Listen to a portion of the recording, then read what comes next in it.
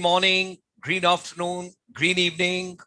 World over, all our brothers and sisters across the globe, wherever you are, we extend you a very warm welcome for yet another very powerful webinar. You recall we started in the morning at 9:30 and we are going till 9 p.m. Imagine 12 hours. We are non-stop because we are unstoppable. That is the way we look from our chamber. So ladies and gentlemen, today is a very, very important webinar next to my heart. And we are going to talk about something related to tourism. I breathe tourism, I think tourism, I talk tourism, I walk tourism, I sleep tourism, I get up tourism, tourism, tourism. That's what we keep talking about.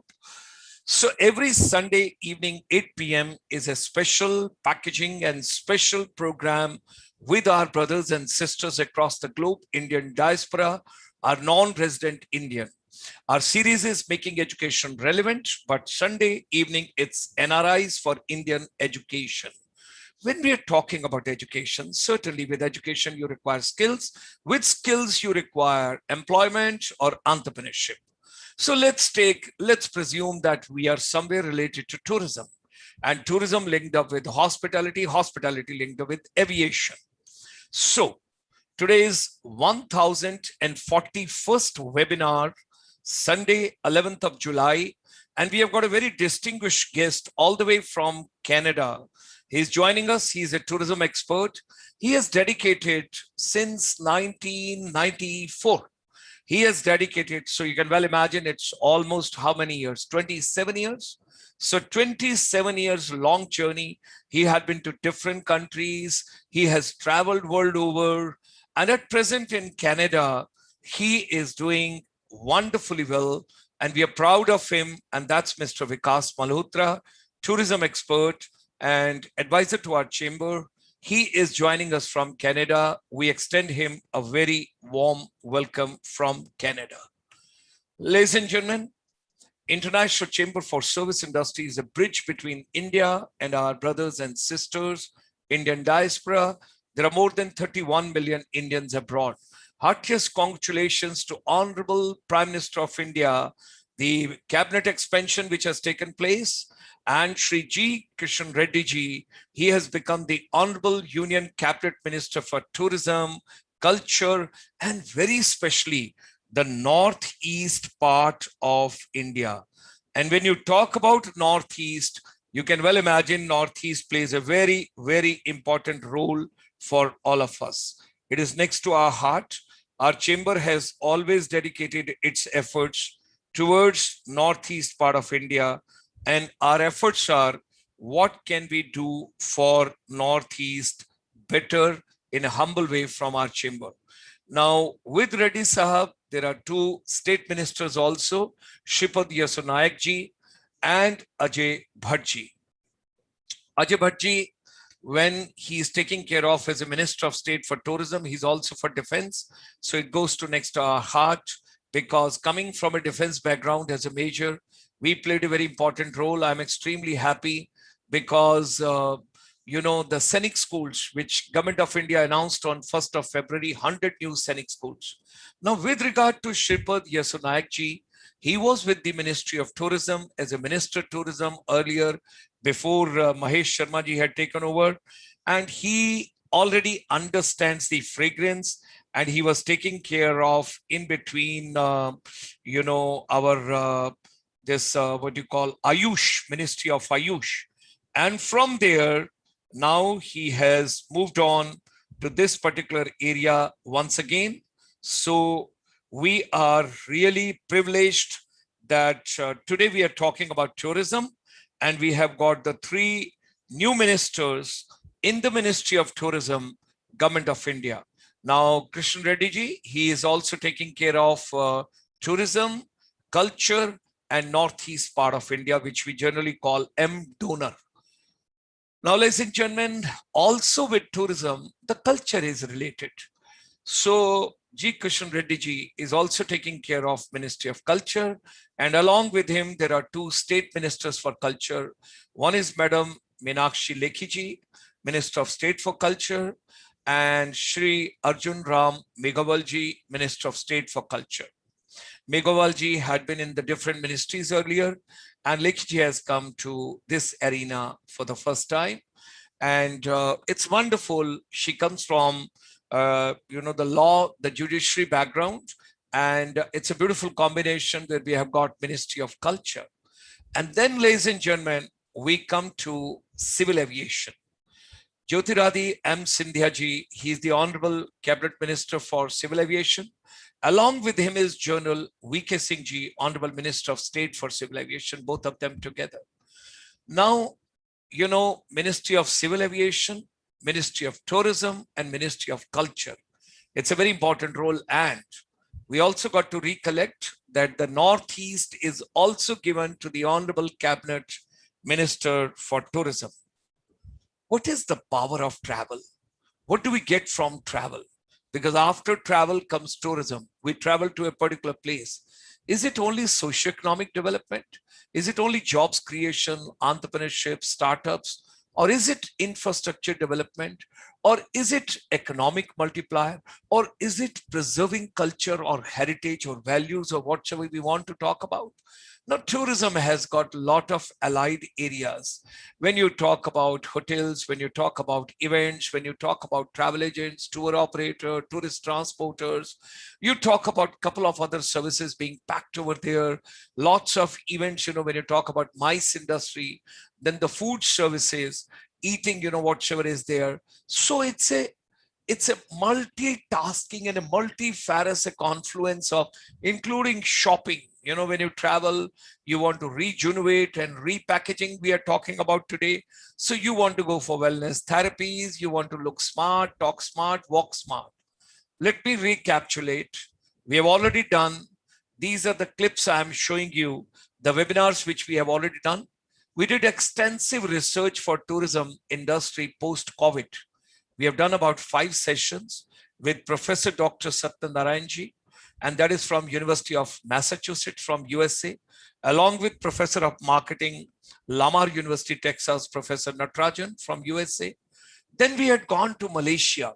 The gentleman who basically led Amazing Malaysia, Unexplored Malaysia, Come and Visit Malaysia, Malaysia Tourism Year, couple of things. What kind of a tourism post-COVID would be? We got Dr. Victor V, and he had come the other day. Thereafter, we got Mr. Sudhir Sopti, who served for more than 3 decades with Delhi Tourism. He was responsible for cinematic tourism, all the film shoots, television shoots, serials, everything, whatever takes place over there. He was deeply associated over there. And Sudhir Sopti ji has done a commendable job. So it was a pleasure to have him. And then, of course, I had done one session. What are the technology trends in travel and tourism? That was on 19th of June, then 21st of June, and moving ahead. Then we had the Northeast India unexplored tourism treasures. And from there, we had gone to herbal tourism. Do you know that Patanjali has got a very big project? And Shri A.K. Singh ji, the Chief General Manager from Patanjali, had come the other day. It was a pleasure. It was a treat to listen to him. More than 1,000 crore invested, more than 1,000 people been given employment just next to Guwahati at Tejpur, just about 3 hours drive by road. Thereafter, we had gone to Mr. Yomjom Yombom. Right from year 2000, we are known to each other. It's almost 21 years journey together. And he discussed about the rise of rural tourism. Thereafter, we moved on to Northeast India Buddhist spiritual tourism. And over there, ladies and gentlemen, we discussed Malingamuji was there, Venerable Dr. Dhammapiyaji was there, Raj Basuji was there, and we took on a wonderful deliberations over there. So, ladies and gentlemen, pandemic and its impact on tourism, hospitality, and aviation.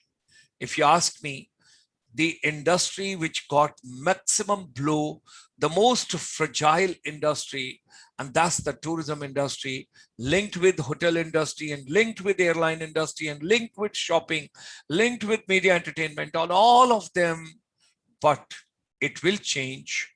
The only thing is the travel way will change. The way we were traveling, the mass tourism, we got to change in that. So Vikas Malhotra ji from Canada, He sent across few slides to me. So on his behalf, I'm just sharing these slides with you. What are the themes covered by literature studying global tourism sector in context of COVID-19? When we talk about resilience at the level of industry, government and other stakeholder, and what would be the transformation to the new global economic order? Thank you very much, Vikasji, for sending these 4 slides. And then comes, he talked about tourism and COVID-19 pandemic. When he was talking about resilience at the level of industry, government and other stakeholders, then he told me the government response, technological innovations, local, the belongingness and consumer and employee confidence and personal hygiene and everything. And then transformation to the new global economic order, sustainable tourism, green tourism, rural tourism, agri-tourism, nature tourism, and flora and fauna tourism. Mitigating climate change, local communities got to be. And this is something very, very deep, which Vikas Malhotra ji sent across to me. So I'm taking a liberty to show, because we wanted to pack the entire presentation in one part only, and thereafter to go for discussion. So I'm thank you to Vikas for sending this presentation. So hotel survival strategies. And he told the COVID, the full form, whosoever has done this beautiful task, cost cutting, orderliness, virtualization, integration, and domestication. So domestic market is going to become very important. And there the green color has been taken, very sensible, because green tourism will take. And what is going to be the future of tourism? See the whole picture. Use sustainable standards, collaborate in destination management, choose quality over quantity, because now you cannot afford to have mass tourism. There got to be a selective tourism, initially domestic tourism going to nearby places, demand fair income distribution, reduce tourism burdens, redefine economic success, mitigate climate impacts, close the loop on resources, contain tourism land use, diversify source market, protect sense of place, and operate business responsibilities. And thereafter, he talked with me. And when Vikas Malhotra sent across to me, he told, let's rebuild future with tourism, travel, technology, sustainable manner. And what exactly is going to happen over there? Will there be a booming in space travel? Will the hologram personal trainers would be there? Would the flying cars and transatlantic trains would be there? What kind of eco travel destinations are going to come? And underwater hotels, will they come up? And what would be the technology role where only a face recognition, no touch, no human touch, and everything digital way? Whatever you do, all the activities digital, digital, and digital. So let me come back from Vikas Malhotra from Canada to our own India, and there the Honorable Prime Minister agenda that why not people till December 2022, let's see at least 15 locations across India. Why don't you travel to northeast part of India? When you talk about incredible India, there is unexplored part of India. There is a place which is available, and explore the unexplored. It's amazing. India's northeast paradise is unexplored. The time has come. We all should get to united. Honorable Prime Minister must have thought deeply the entire vision which has gone into that, the tourism minister also taking responsibility as a minister for the entire northeast development. It's amazing. And I think the time has come. We get about 28 webinars per week. As far as tourism is there, we have taken revival of tourism. In education also, we got to redefine the curriculum. We got to repackage the curriculum. Domestic tourism, wellness tourism, herbal tourism, spiritual tourism, cinematic tourism, ecotourism, rural, agri, village tourism, youth tourism, sports tourism, Buddhist pilgrimage tourism, heritage tourism, and border tourism, couple of things which has to be taken. So ladies and gentlemen, whatsoever human mind can conceive and believe, it can achieve.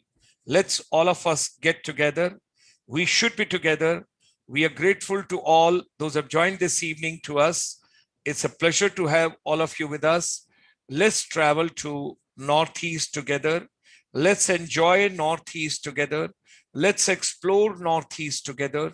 Let's see each and every part of that beautiful green, serene flora and fauna, floriculture, horticulture, sericulture, agriculture, rural, and herbal plantation when we talk about all that is available in the Northeast part of India. So, ladies and gentlemen, join me in extending a very warm welcome this evening to get Sri Vikas Malhotra, the distinguished guest of the evening, who is joining us. It's a pleasure to have him with us. And he's a tourism expert. And last 27 years of his life, he has dedicated to tourism. So join me in extending a very warm welcome. And let's open the deliberation and discussion. Vikasji, pleasure to have you with us. Thank you very much. I can see a wonderful globe just behind you. And I can also see you have focused India on that. Wow. I think you're also planning to take a trip to India. Wow. Thank you for having me. India is right in my heart and can never go away from it. So it's always there like that. So thank you. Wonderful. Hearty welcome. And it's early morning in Canada. And it's very kind of you. Thank you very much for joining us. Let's open and let's think about it. First, let's talk about Canada. Did you get a third wave over there? How the things are? Are they opening up? How it is shaping up? First, I want to understand Canada before I bring you mentally, spiritually, meditation-wise to India. Thank you. Yes. So we are done with the third wave. It was a very short-lived wave, and things are coming back to normal over here. The government played a very, very important role. And more than that, people, the citizens, everybody were helping each other to, shut down the third wave. And that's why it was only for like few weeks, I would say, not even months. So things are opening up. We are opening stage 3 in next 2 days as well. Stage 3 means that up to 100 people, you can socialize, you can be, at one point, you can invite your friends over. So things are coming back to its shape slowly and steadily. And because of that, the Canadian civil aviation is opening up many more flights, which is really one of the important things we were looking at all this time since the start of the pandemic about 15 months ago. So talking about opening, even the non-stop flight from Delhi to Toronto is starting on July 29th, actually. Wow. So it is really, the graph is going towards a lot of improvement now. Yeah. Great. Mr. Sudhir Sopti is sending you a warm welcome from Delhi. He is formerly with the public relation, cinematic tourism, with Delhi tourism. And today's backdrop is his choice, what he has given me, rejuvenating really tourism. Like it. Yeah. And he gave it to me. He told, I'm sending a backdrop. You have to use that. I said, okay, no problem. We'll use this. It looks like the South African, some very famous waterfalls, Iguaza Falls, if I'm not wrong, but I'm not sure. Yeah, but I'm taking you to northeast part of India. It's Arunachal Pradesh, where Koila movie was shot. And it is called Madhuri Fall. Wow, beautiful. Because I love Madhuri Dixit and Shah Rukh Khan, they acted over there. Rakesh Roshan ji, he did the shooting part of it. Okay, beautiful. So Canada is opening up 29th July. We are going to have a direct flight from Delhi to Toronto, and more than 100 people can get together and they can. Okay, great. And how about the schools, colleges, institutions and all that? How do you look at that?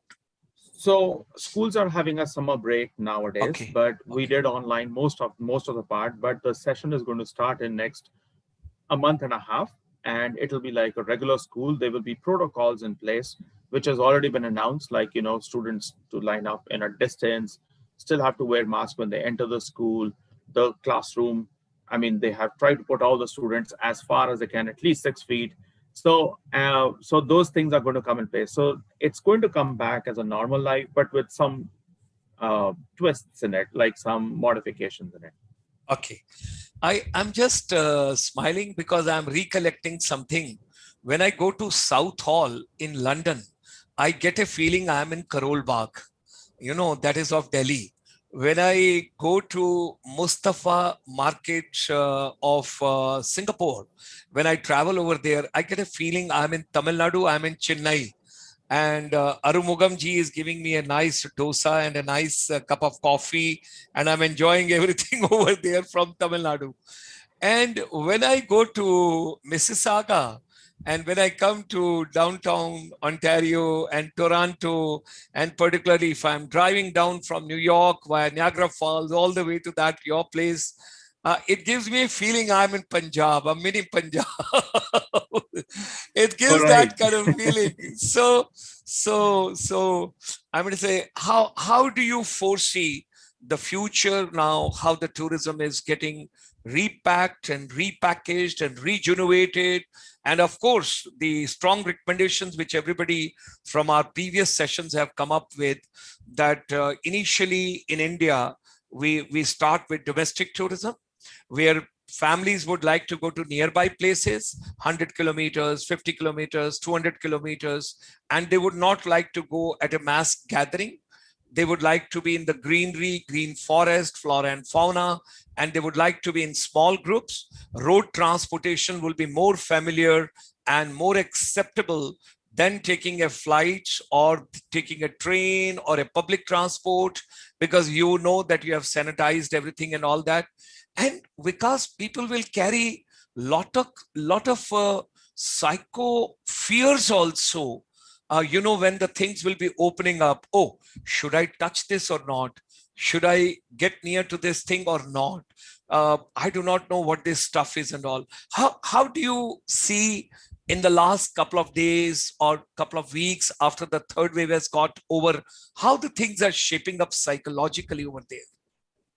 So there's a huge awareness which everybody is already having for the last few months, almost like 1.5 years now, and people are definitely aware. Earlier than that, what used to happen is that everybody in a very carefree mind used to, like as you just said, touch anywhere that they like to do. They would just, they would just not care what's happening, and they would just, take it a little easy in all those things. But now everybody is very conscious. Where am I going? What are the things that I'm not supposed to touch? How many times in a day should I be washing my hands? Do I touch this? Do I sanitize my hand? And those kind of things, everybody is very aware of that. And that's a very good thing, I would say. Tourism, I think, is very, very integral part of us as human beings. If you see from there, tourism, I'll break it down as tour, and then is, and then I will say is meant to be. So Okay. as a human being, tourism is meant, it's kind of a right for everybody. It's a win-win situation, not only the economical point of development, but it is also something which gives a very big happiness to everybody because they go to a different place. It's a change of scenery in their mind, and it's really, really good in that way. And it brings a lot of knowledge, a lot of expertise, a lot of experiences. So tourism is definitely going to, I'm not going to say going to be bounced back. Over here in North America, it is already bouncing back, as we can see. And we are going to come even more stronger what we were earlier than the pandemic times. Sure, because when you close something, even if you take a example, very elementary example, in any residence, you lock one room and you say that this room will be locked for 1 month, nobody will go there. After 1 month, everybody would be keen. Let's see what has happened after 1 month in this room. Everybody would like to go over All there. right. Okay. And So I also want to talk that domestic, yes, absolutely right. Even over here, there's a huge influx of the domestic tourism. And why not? I would say it's high time, explore your own place first, and then, go out. I would definitely endorse that fact too. great, great, wonderful. And tourism, hospitality, and aviation, they are interconnected. Unless you don't take a flight, you travel, you go to a long haul destination, short haul destination. Then once you travel over there, everywhere you don't have relatives and friends who can accommodate you. You got to have the accommodation also. And then third is the activity, that is of the sightseeing, enjoying, and everything over there.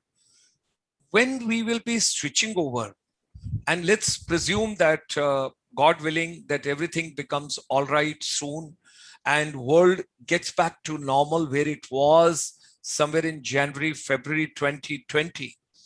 And do you feel that now travel will be more costly because in flights, more sanitation, more hygiene, less passengers, distancing, at the airport, more security in a different way. It may be a cyber security, it may be a personal security, it may be a baggage security, because nobody would like to handle the things, but technology is going to play a very important role. Similar way coming to the hotel. From the airline, okay, we can take one by one. To the hotel also, when you talk about, again, digital everything. Again, in travel and tourism, there has to be a repackaging. Let's take all three of them one by one. How do you look at them? So that is a question I get a lot of times from my clients as well. So what do you foresee as the expense wise? Is it going to be like, are we going to afford or not? So I always say, I always say a very simple, logical answer for that, that all the hotels and the airlines are actually business operations at the end of the day.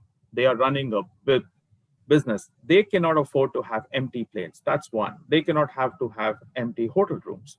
They are running an operation to make a profit out of it at the end of the day. And of course, that comes along with a lot of other things as well, like enjoyment, going from point A to B, and etc. I personally feel that it's a mix. It's not that I'm going to say it's going to be very like very high in price. I don't think so. It's going to happen like that all the time. It may happen initially because now the demand is all of a sudden there's a huge influx. Everybody wants to go out, but then it's not going to be always the same case. So even if it does become very high in cost, it's not going to last too long. It will still come back to the normal things. The average cost is what we use as a term. It's still going to come back, is what my opinion is. And it's always like that. It is like there's a new cell phone in the market and everybody wants it. So obviously the demand goes higher, the price is always higher. And then after a few years, it comes down. So, I mean, what is the price of iPhone 6 at this point of time as compared to when it was launched? It's the same thing. So my opinion is that it is not going to be always very high in cost, even if those investments are done in a digital world to sanitize and infrastructure, all the protocols in place, it is still going to be an affordable price. Okay. Okay, great, great. That's a very positive outlook, and in a very positive way, you have done repackaging of everything, and that's the title. Great. Okay. Dr. Saab, I want to say one more thing. Sorry, Sure. I didn't mean to interrupt you. Please. So, thank you. So now we also have to keep in mind, I just want to focus on airlines for, 30 seconds. There are lots of airlines and aircraft equipment manufacturing companies which are still getting orders for the future aircrafts to be launched. United Airlines, as an example, I mean, they're thinking on the lines of a Concorde plane, right there. And they would not think of the future in that way, or so many other airlines are coming out to into place. Jamaica, as an example, wants to launch 2 more airlines as well, because the future they see. Now, when you have more airlines to fly, you've got more seats to sell. And think about it, if you've got more seats to sell, everybody's going to compete with each other. And that's a business operation thing as well. So none of the airlines on that pool, on that particular sector, is going to afford to have a very high cost, because nobody will buy tickets to fly their flights. So that's why that costing is not going to be always very high.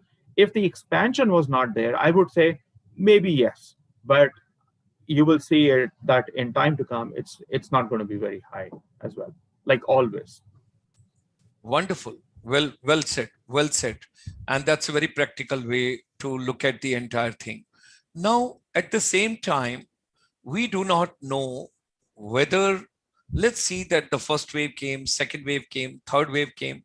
To be very frank, everybody is trying to hit in the darkness. Nobody knows.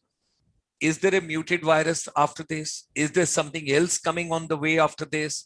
So do you feel that maybe in future, the manufacturing would be done in such a way that the seats will have, while manufacturing, while assembling the aircraft, they'll keep a distance. It may become a norm of the day that you will put a mask and then you will travel. Maybe, a couple of other things. But what would happen to the long haul destination? When you have to travel for 13 hours, you want to enjoy your food also. You want to, go around also. You want to drink also. You want to really feel altogether different inside the aircraft also. So I think a lot of repackaging and a lot of study and research and everything has to get on to, because the airports have to get modified, the check-in process, checkout process, immigration process, security process, cyber security process, everything has to get into the new order. How do you look at that? Because technology is going to play a very important role for all of us. For sure. So definitely in time to come, when the manufacturing industries like Airbus and Boeing, when they are going to be, to place the seats and have the layout of the aircraft, definitely the COVID situations are going to be in place with them all the time. Now, I'm I'm also been told, and it's not like in the news yet, but I've also been told that there will be some foldable walls which might be coming in the future aircrafts to come too. Because even if they cannot, because what happens in a plane, as an example, the long haul flights, what you said, they don't sell seats, they sell space. You're paying for a particular space inside an aircraft. So it may not be commercially possible for an aircraft company to have a gap between the two seats, especially 6 feet, as we always say.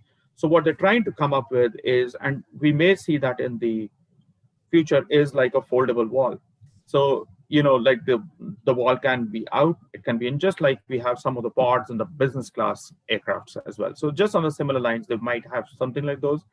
And then uh, I mean, like, yes, there will be a norm that masks will be worn all the time through, because people have learned that if this virus is there, 5 years from now there can be something else too. So they got to think about those times as well, that we do not want that situation again, that we could fall back, that 1.5 years we're just not doing like anything, no flights operating. So yes, the aircraft model will definitely change. Great, great. One more thing now. Hospitality, I will not touch much. I will bring Vishalji some other day. And let me just get on to now your hardcore subject, tourism. Now, there are tour packages and there are different tour packages, short term, long term, 1 week, 14 days, 21 days. And then some places which are packed over there where you spend more money, and some places where you spend less money. Now, when mass tourism is not going to come back, at least for some time, it's going to be a selective tourism. It's going to be kind of a thing that where all the time, because psychologically you will be carrying that thing. Tourism is to enjoy, it's for happiness, it's an activity where I want to rejuvenate myself. I want to repackage myself, that look, I'm going to go and recharge myself with the energy and my tiredness and everything, and I'm going to enjoy. But when psychologically I'll be carrying, I'm standing in front of Eiffel Tower, but I'm just thinking the person who's sitting next to me or standing next to me may not be having a corona or may not be having some problem, some difficulty. And initially, psychologically, do you think that the tour operators have to redesign the packages as well, instead of giving the same traditional packages which we were giving earlier? And the marketing strategy also has to be redone, what we were doing earlier. What is your take on that? I'm absolutely 100 out of 100 on that with you. So that's already, and we've already seen that happening. So as you said, Eiffel or the Tower of London or the London Bridge. So what happens is, there are already things which we are seeing has already started to take modification. As an example, the group sizes. Like we have the tour operators who used to take a group of 40 or 35, as an example, have already started to reduce the size. They might do two different tours of the same strength, but they will do 15 each, as an example, because the lesser you are in a group, the more better handling you can obviously have from that. So that thing is already in place, which you've already seen. Now, psychology plays a very, very important part. Firstly, before we even go on a trip, we are playing with our psyche in our mind. Why are we going on a trip? We are going to have our energies back. And that is all a positive energy in all of us. We all are human beings. We all need a change. We need to go to a place, and it's basically a very good growth within our minds and within ourselves. Otherwise, why would anybody even go on a trip? Now, so when we talk about the psyche, the battle is already half won when we are already stepping out of our house. We've taken the first step, and we take with the intent of enjoying ourselves. Nobody goes to lay their hands in a fire and, oh, I want to be in a dreadful situation, so I want to take a trip, right? Nobody does that. They want to enjoy, they want to go to a new place so that they feel happy about it. So yes, I would like to bring the word awareness back, that whenever you go in front of the Eiffel or any tourist place in the world, you are already aware. Wash your hands. I mean, like, clean your hands, sanitize this, maintain a distance with, like with A and B. So that thing will definitely be in place. And I think it's very good because that's the way it should be. So, but yes, psychologically, there will be an effect, but it is more to do with an awareness that you are conscious that I'm not supposed to be very close to other strangers in the world. Thank you. Well said, and well packed. Because otherwise, also it's a repackaging tourism we are talking about the topic today. Now, I'll take four straight questions, and then we will close the session. Now, what is coming to my mind is that you have got such a long journey, 20, 27, 28 years with the tourism now. How do you look at that the education arena, the skill program, that is also to be repacked and it is to be rethought, re-researched, because the same modules, same curriculum will not go. That is, one is education. Second part, choosing destinations. Initially, we both are on the same frequency, that it is, the domestic tourism. And then, of course, we will open up and we will travel. The third part that I can take separately with you, what role non-resident Indians can play when there is a new cabinet, there are new ministers, there is a complete, some thought process of the Honorable Prime Minister, and where he has clubbed the tourism and the culture and the Northeast together, Northeast part of India together. And then when you look at it, I would say there is a PhD House Chamber of Commerce. They have started a serial called Border Tourism. About 8 to 9 episodes are coming. Border tourism, because India has got a boundary with about 9 countries. So I've got 3 things with you. First is education. Second is starting with the domestic tourism. And then do you think that people will choose some new destination? And the third part, people like you, those are expert in a subject, and those are sitting overseas, non-resident Indians, because you handle so many people. You're handling European also every day. You're handling American also. You're handling Canadian also. And you're handling my own brothers and sisters. Those are going from here to travel to your place. They're also there. And then, of course, you keep handling cinematic tourism and other people also. Now, kindly give your vision, and we'll close with that finally. What basically Indian diaspora can do. Start with education, come to repackaging, and then we go on to role of NRIs in the entire thing, how we can. Sure. So it's very, very imperative to educate, because if you do not educate to the others, you're not going to make them aware. So that plays a very, very important part. So, and I feel that every human being has a moral duty to educate any other human being to share the knowledge what they already are having in their mind and heart and brain. So that plays a that's actually the step one if we see, because if you're not going to talk about the to educate somebody else, then we would not expect somebody to be aware that, you know what, this is exactly what we can take in our life. This is a part of the life which we've been missing in the past, if they have, and this is what we can focus on as well. And in I'm I'm also sure, like I left India about 27 years ago, as you just said. Uh, I also know that when I left India, there was not a very huge importance given to the tourism side. There were very less number of, like uh, families who would go up to Shimla, or have a family reunion, or just go on a day trip to a place and back. But then, as I'm always in touch with all my peers and associates and friends in India, so I learned that they want to explore the world. They want to go wherever that they can go. So that is that they're already having an education about a particular place, whether they've heard or read. And we have a lot of search engines now. Google plays a very important part, as we already know, in everybody's life. So people are very inquisitive to educate themselves also, and there's lots of initiatives which everybody takes too. So that is one thing that it plays a very vital part in everybody's life. Second thing is the domestic tourism plays a huge role. And Dr. Saab, I can let you know there are so many unique things in India which you cannot find in the part of the world.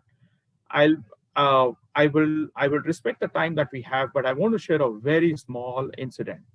So I was flying from a particular place, and I had to cross Zurich, and in one of my points of the flight. Now, when I was at the airport, there was a there was a man who was, how we have the shopping arcades when you go in terminals. So there was a man who was actually, like serving kulchas. He's a vendor over there, and there's a board over there at the background. It's just a 10 by 6 feet space. It's a very small place, but then he says, "Welcome to my India." Those who've been to the Zurich airport and terminal, I'm not sure A or B, but one of them, and then says, "Welcome to," and then in italics, "my India." So he was so proud, selling Indian food over there, and there was a lineup. There was like, and I was like so happy to see. So those who had the time for their onward flight, they were standing in the line because they want to try that. That 10 by 6 feet space has created a lot of awareness. And what's better than a transit point in an airport? People from all over the world are going to come there.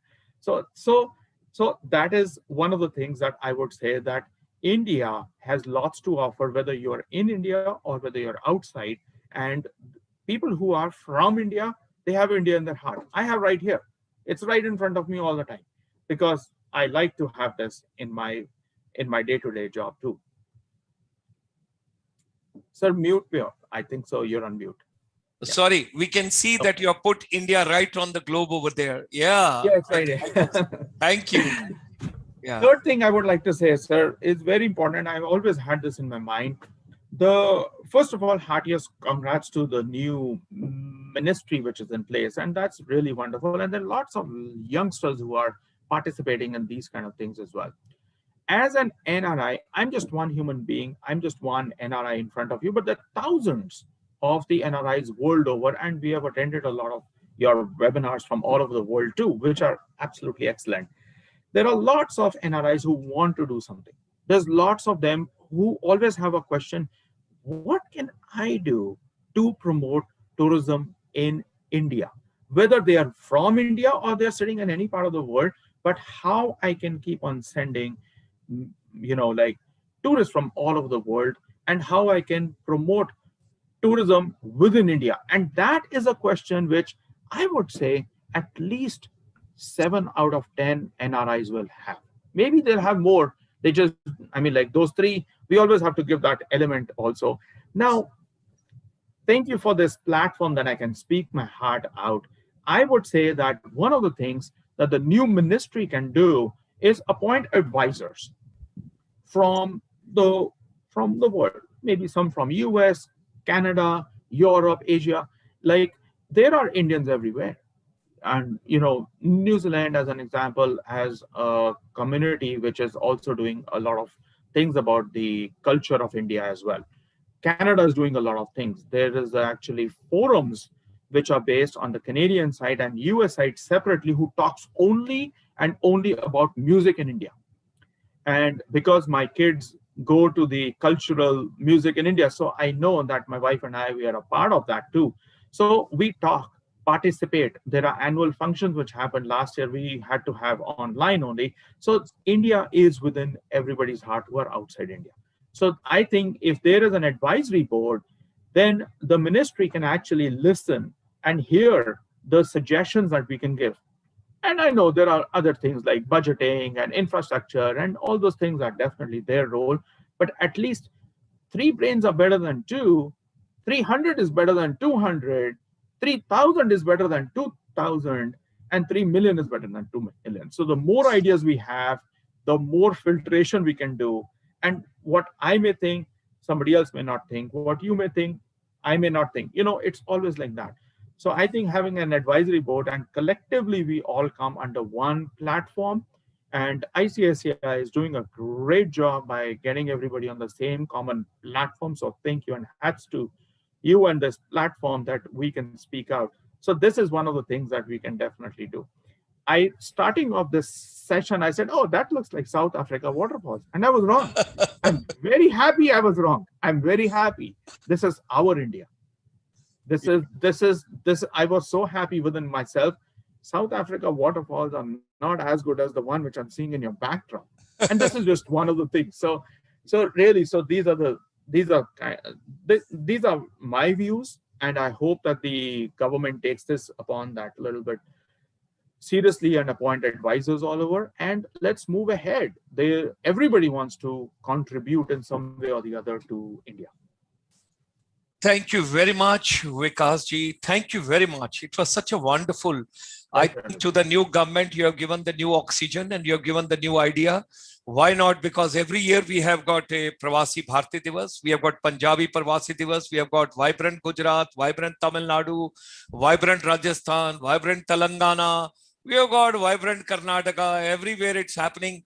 Why not we should bring in our own people, those are particularly from travel and tourism, for a long duration, and get their ideas. And this could be an advisory board sort of a thing. And of the prominent non-resident Indians, we can take from the different states and we invite them at the Pravasi Bharti Divas also. And at the same time, we should work out together throughout the year, because now this Zoom has made everything so easily available to all of us. Thank you. Thank you very much. And have a wonderful day ahead. Have a wonderful day, great day ahead. And thank you very much for having you with us for this webinar. Look forward to meeting you soon and with some more ideas. And something very interesting what you have given me, I'm going to utilize. I'm not going to say this has come from Vikas. That tour is M. And what you told me, tour is M, tourism, and that is breaking of it. Tour is M, means meant to be. Wow, that's great. Amazing. Like a good student.